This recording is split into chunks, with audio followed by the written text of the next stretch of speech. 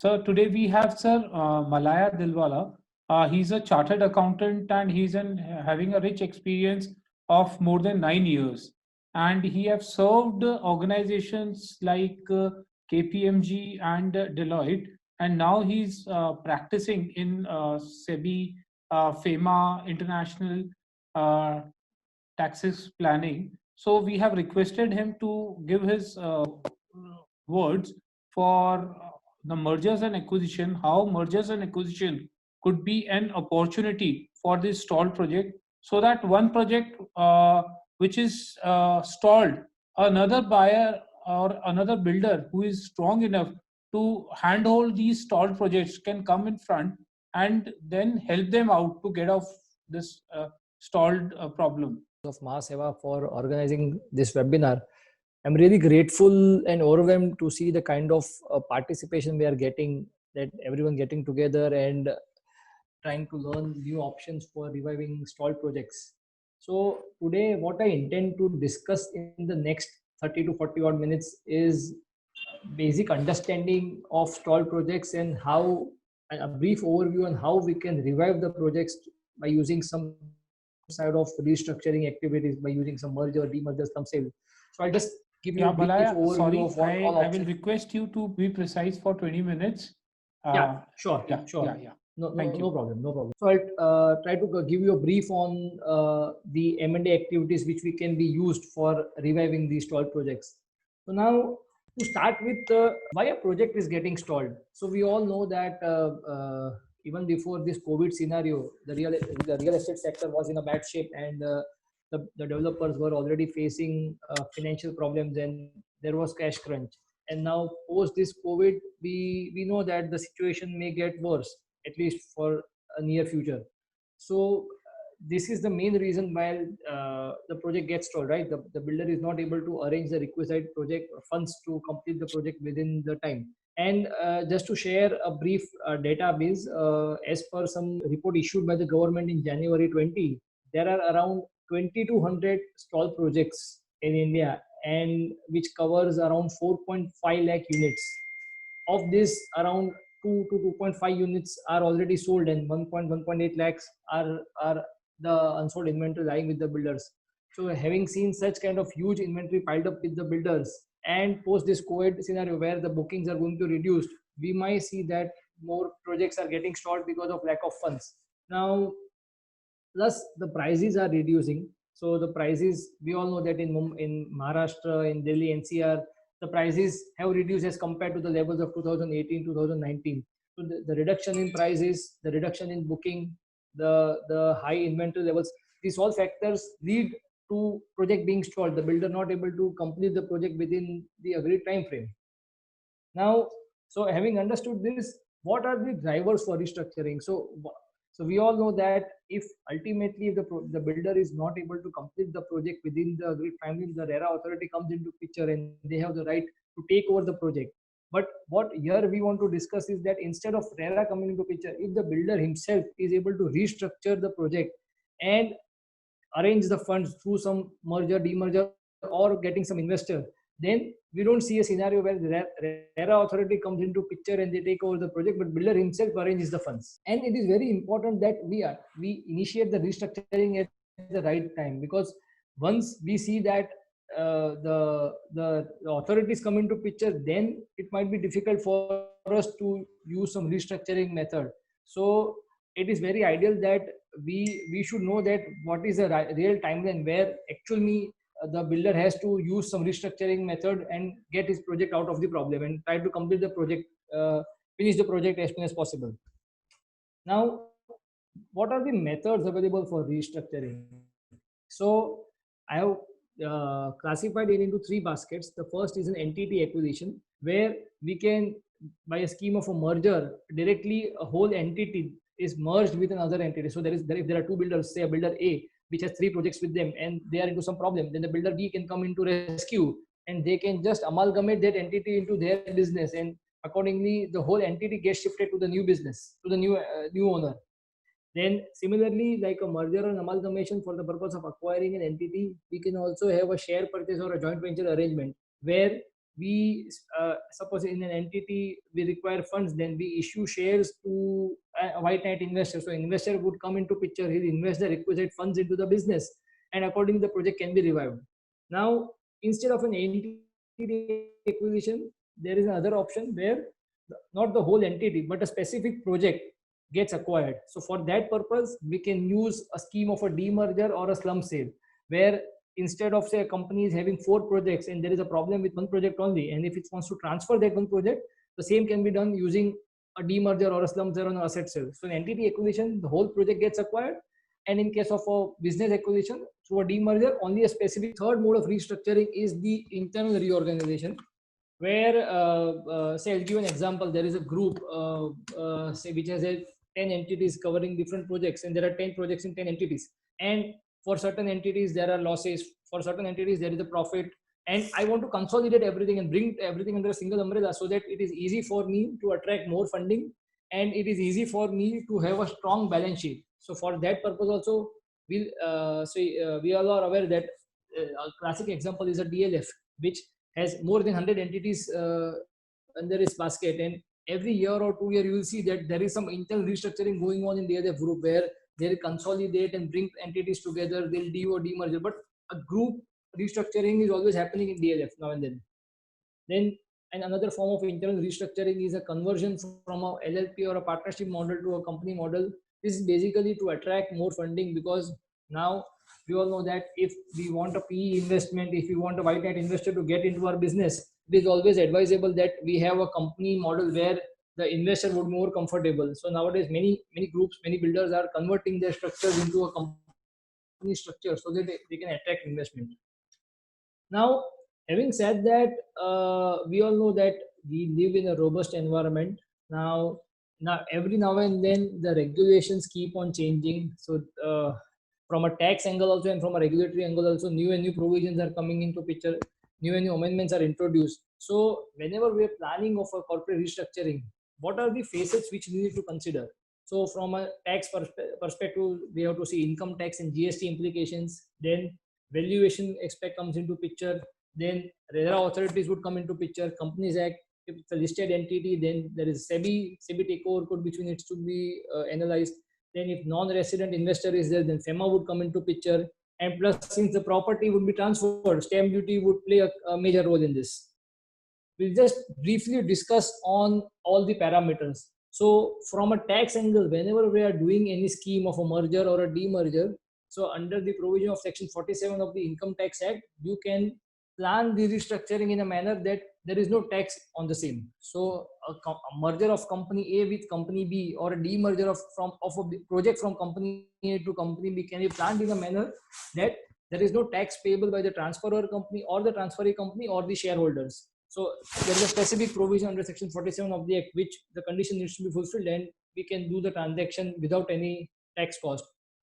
Then whenever we are doing any restructuring, we need to be very careful about Section 56 of the Income Tax Act, where this is 56 is more akin to a gift tax. So if a transaction is happening and the consideration paid is less than the fair value, then the recipient is liable to pay tax under Section 56. So whenever we are planning any restructuring through a merger, demerger, or a slump sale, it needs to be ensured that the transaction happens at a fair value, so that 56 provision would not come into picture. Then there is a GST implications, because and from a GST angle, normally if we are planning a restructuring where a whole business is being transferred, then GST provision would not apply. So in most of the cases, if we are transferring a project through a merger or a demerger, and if the project can be classified as a standalone business, then GST would not apply. Then other than tax, the other major facet is valuation, because today if a project is being transferred, then the buyer would appoint a valuer, then he'll value the project based on future projections, based on asset valuation. If certain flats or certain units are already leased, then that projected revenue will also be considered, and ultimately basis that the final valuation will be determined. Then RERA would come into picture. So as per Section 15 of the RERA Act, if there is any change in promoter of a project, then you need approval of at least 2/3 allottees and approval and prior approval of the RERA authorities. So it is very important that whenever we are planning such kind of structuring, we need to keep in mind that the allottees approval would be mandatory. Now, here it is important that under Maharera, so a circular was issued in 2019, circular 24/2019, wherein they have clarified certain scenarios under section 15. One of the clarification was if a project is being transferred through a scheme of merger or a demerger, and if the shareholders of the transferee entity, if the 75% of the shareholders remain the same, in that case, you won't require approval of the allottees.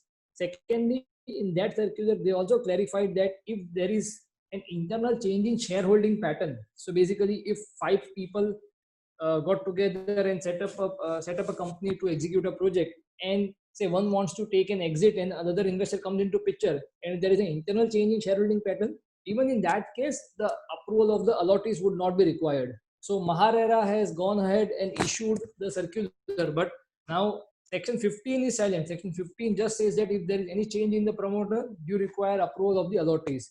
So accordingly, in whichever state we are, and whenever such kind of structure is happening, we need to go and ensure that if there is any circular issued under by the RERA authority of the respective state, we need to consider that circular and accordingly plan our affairs. Then the provision of the Companies Act would be very important, because whenever there is a scheme of arrangement, you require approval of the NCLT or the regional director in case of a fast track scheme.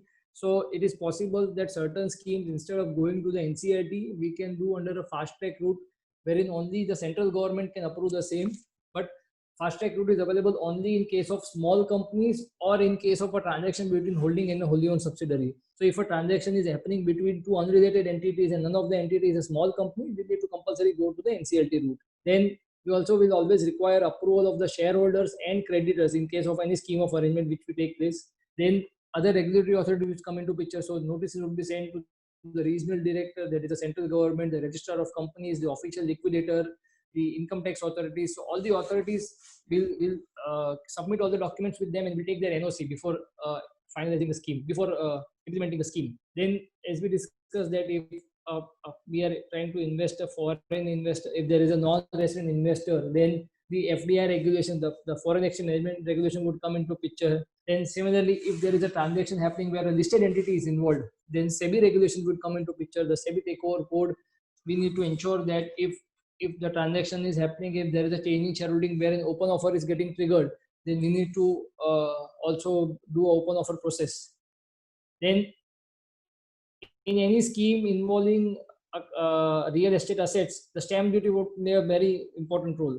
So I just give one example. Suppose if there is one entity, and the entity has a big unit. If I want to directly sell the unit, then the stamp duty, of course, would depend on the respective state. But suppose in Gujarat, the stamp duty is 6%, 4.9% plus 1%. So overall 5.9% stamp duty is payable.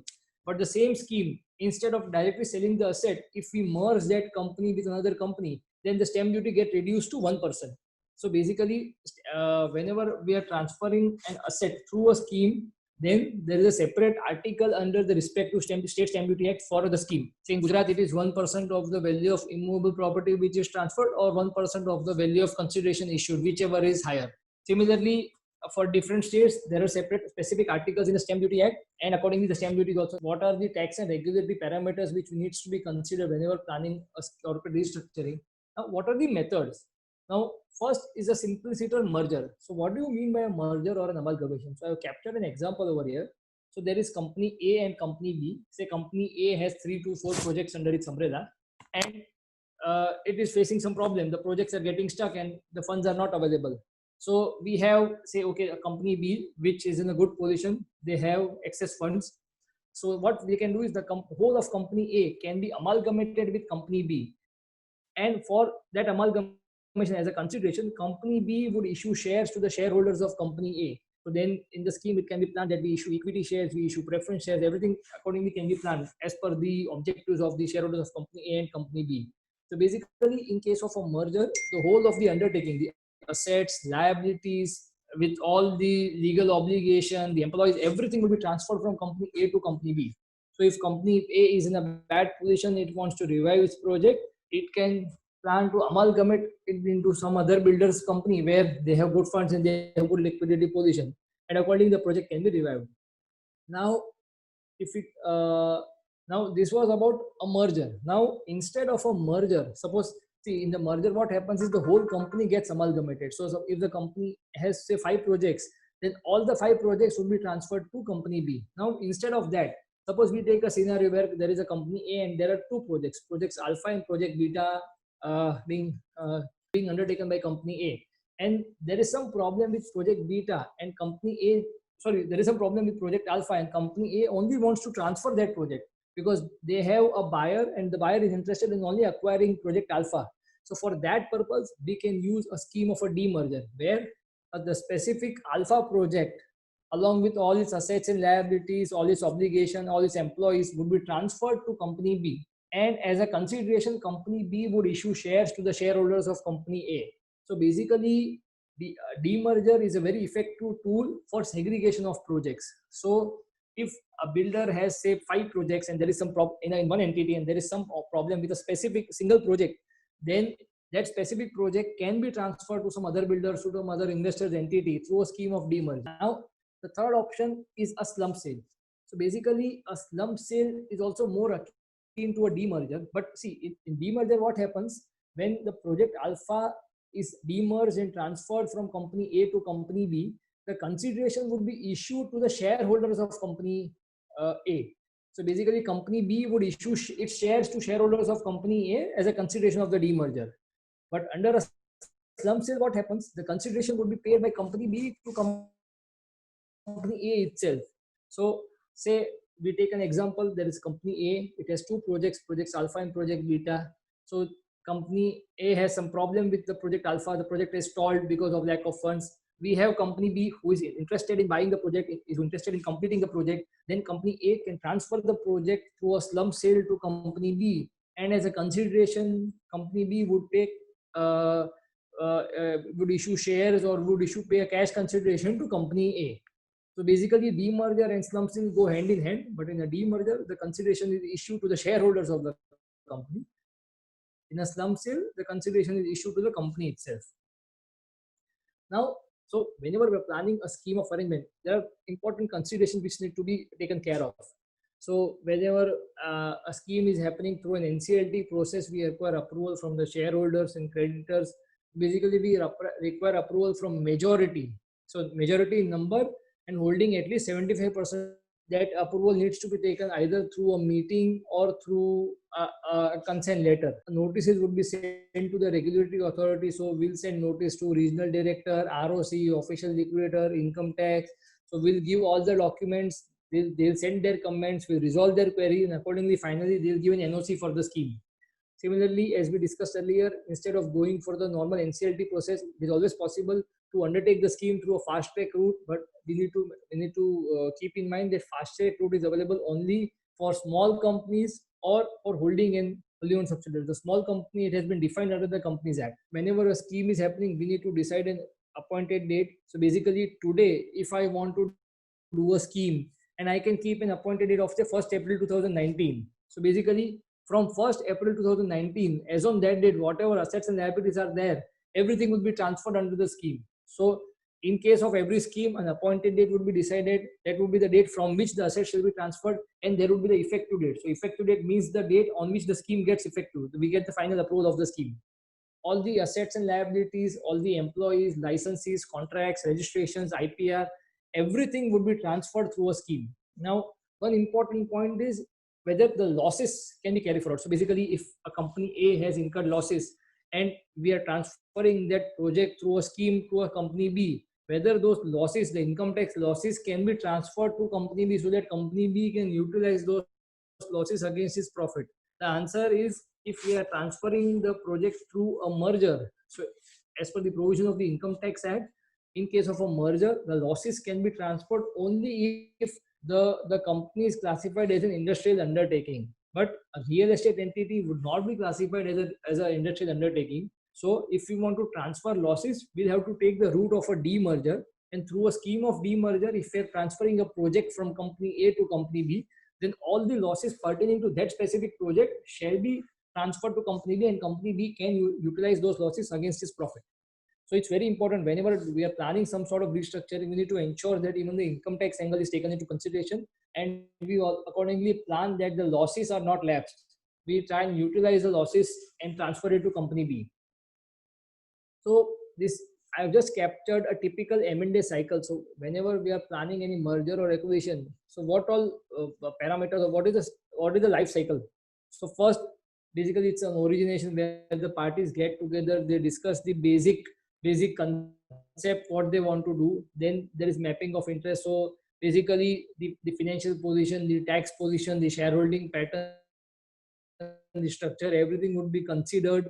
Then the valuation would happen. The buyer would appoint a valuer, and he'll value the business, say as per DCF method, as per the market value approach. Once the valuation is done, then a due diligence would happen. The buyer and the due diligence would cover a legal due diligence, the tax due diligence, financial due diligence, say secretary due diligence. Everything would be considered by the respective agencies. And once the due diligence is finalized, then the structuring would happen. They will conceptualize whether they want to use, they want to directly acquire the shares, or they want to do a merger or a demerger or a slump sale. So in the most tax efficient and regulatory compliant manner, the structure will be finalized, and finally whatever structure is finalized, they'll implement. Now, to the last slides, we discussed about merger or a demerger or a slump sale, where the whole undertaking is being transferred from one company to another. Now, instead of doing that, if we just want to invite an investor, so basically, if there is a company A, if there is an entity where a project is stalled, and we want to just want to invite an investor, we get a white hat investor who helps us and infuses funds in our entity and revive the project. So it is always possible that instead of going through the corporate restructuring route, we just invite an investor. So whenever any kind of share acquisition or a joint venture takes place, so this is the broad process. First, they'll execute a term sheet, then where they'll discuss the broad parameters and the broad terms which are agreed between the buyer and seller, that will be captured. Then a due diligence would happen. Then a valuation would happen. Finally, it would be decided whether he's acquiring the shares through a share subscription. So basically, whether he's infusing new funds, or he's acquiring the stake from the seller, or if there's a partnership or an LLP, whether he's being admitted as a partner. Representations and warranties would be signed. The seller would give a lot of indemnities to the buyer. So tomorrow, if certain things go or and there are some liabilities which the buyer has to pay, he can recover the same from the seller. There would be certain financial covenant also which will be captured in the agreement. Now, this is a simple restructuring which I have captured. So we all know that the tax rate of a firm or an LLP right now is 30%. And as per the new regime, the tax rate of a company has been reduced to a 22%. And plus, if we have a company structure, it is always more easy to attract an investment. So investor would always be more comfortable investing in a company. So say if there is a builder having a project in an LLP or a firm, and that firm the project is stalled because of lack of funds, instead of directly attracting or getting investments in the LLP or the firm, the builder may think that we just convert the LLP or a firm into a company, so we can get the benefit of the reduced tax rate also. And in the company, we can try and attract an investor where, considering a corporate structure, maybe he might be more comfortable investing. One more thing which is also important to note is that it is also possible partnership firms or two LLPs. So suppose if we are having two separate projects in two LLPs or a firm, and if you want to just bring everything together and have a stronger balance sheet, it is also possible to restructure the business and merge the firm or a LLP also. Now, what if, say, basically corporate restructuring is something where the builder or the builder plans it before the RERA authorities take over. But what if the restructuring is not planned? What are the other modes of the revival? So we all know that in 2019, the government had set up an alternate investment category 2 fund called the SWAIM fund, where around 25,000 crores have been allocated for reviving the affordable and middle income category projects. So basically, for affordable housing projects, government has set up a specific fund wherein they want to provide a last mile funding to the projects and ensure that the projects are completed. So that is one option. Then the other alternative is takeover by the RERA authority. So so I think last year there were 2 cases in Uttar Pradesh where the RERA authority took over the projects and got the same completed through some other contractor. So this is the second alternative. And third is IBC proceedings. So basically, if the project is not, so we all know the case of a Unitech where right now IBC proceedings is going on. So basically, if the builder is not able to complete the project, no other contractor is getting in to complete the project, the RERA authority is not taking over the project, then the project might go for an IBC proceeding and the company would be liquidated, and accordingly the liabilities would be paid off. So these are the other modes of restructuring. So I think now the next speaker might give more, provide more lights on what are the modes of getting funds in the project. Thank you. Yeah. Thank you very much, Malaya.